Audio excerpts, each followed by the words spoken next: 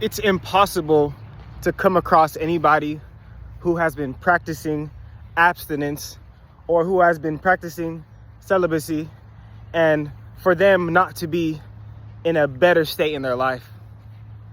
It is literally impossible to find anyone like that in the year 2026. Like, there's no way you're going to find that person who is actually practicing retaining their seed, being disciplined, abstaining from all, drugs and alcohol, someone who is not hedonistic like they used to be, and to find them in a worse off state than when they were drinking and smoking and doing everything else. It's like, you're not going to find that. And that should be obvious. But the reason why I'm even talking about that is because it was an epiphany that hit me, man. It was an epiphany that hit me because I've been retaining my seed for about 2 years now. And I know we're not supposed to be counting. Oh, shoot. We're not supposed to be counting the days. Sorry, let me just move my stuff. Because these sprinklers came on in this park I'm at. But we're not supposed to be counting the days, right? We're not supposed to be counting. The sprinklers turned off. Nice, they listened to me. We're not supposed to be counting the days. It doesn't matter the day. The days don't matter. What matters is making this a lifestyle. And shout out to my brother Fahim. I spoke to a gentleman named Fahim. Fahim is an intelligent individual. And brother was talking about how instead of us, looking to set actual days on how long we can do certain practices, he just mentioned to me, like, look, you got to make it a lifestyle. Like, you shouldn't set goals for yourself. You shouldn't give yourself a deadline. I mean, don't get me wrong. You should give yourself deadlines, maybe to do certain things, but the overall goal should be a lifestyle. So, you know what? I think the best answer is to do both. You got to set dates for your goals, but you also got to just act in your goal every single day. Pretty much, you got to behave as if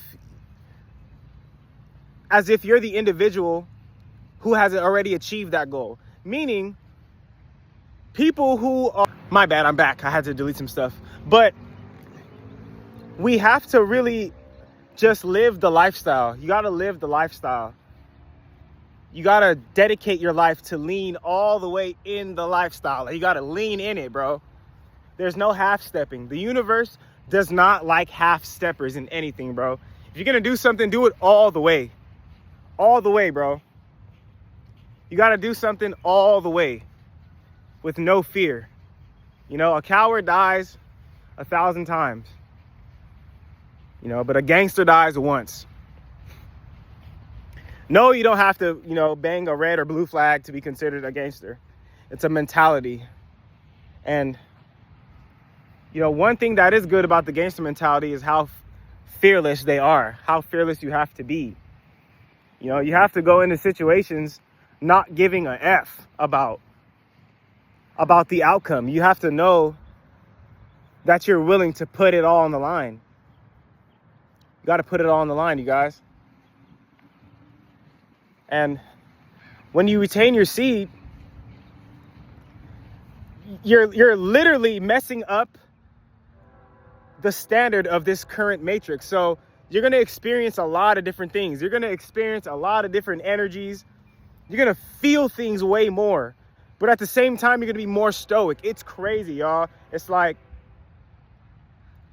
kind of like it's like your pain tolerance is going to decrease, but your stoicism is going to increase. So you're going to be able to withstand so much pain, even though it hurts more than anyone else could even understand or feel. But they're not even going to see it on you because you're going to have the strength to show no sign of weakness. No sign of weakness. Shout out Burna Boy. No sign of weakness.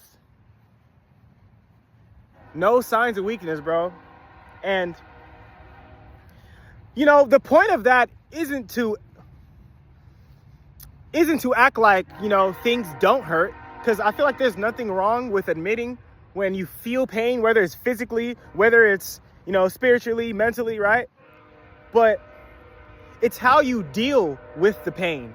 It's how you react to the pain. When it comes to pain, you have to not give it any power over you by not reacting to it and choosing the most productive action after feeling that pain. Choosing the most logical thing to do after feeling that pain. That's the power and the beauty of logic. And